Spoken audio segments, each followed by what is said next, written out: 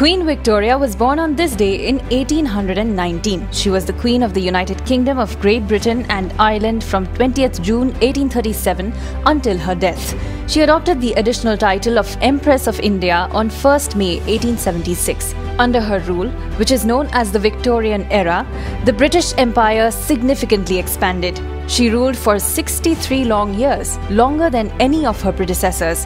Interestingly, even as she was the head of an empire that held sway over large parts of the world, she never left European soil in her lifetime.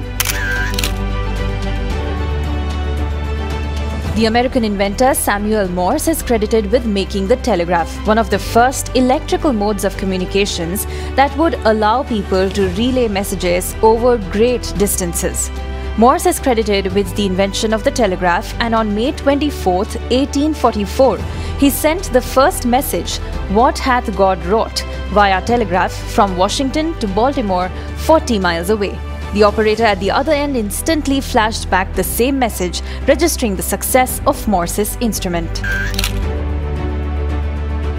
On May 24th, in the year 1883, the iconic Brooklyn Bridge, linking Brooklyn and Manhattan over the East River, opened up to traffic. At that time, it was the largest suspension bridge in the world and had taken 13 years to complete. The Brooklyn Bridge has been renovated several times, including in the 1950s, 80s, and 2010s. A panoramic shot of the bridge is often featured to establish the New York City skyline in television and film. The bridge has also been referred to in numerous songs, books, and poems, as it became less of a construction and more of a monument over the years.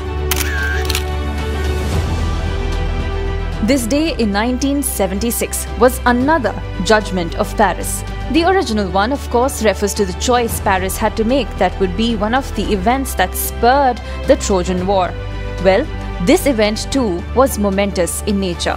At a wine tasting event organized by a British wine merchant, Stephen Spurrier, blindfolded French judges declared Californian wine better than French wine.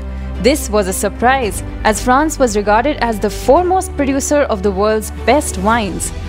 The day took the informal name Judgment of Paris.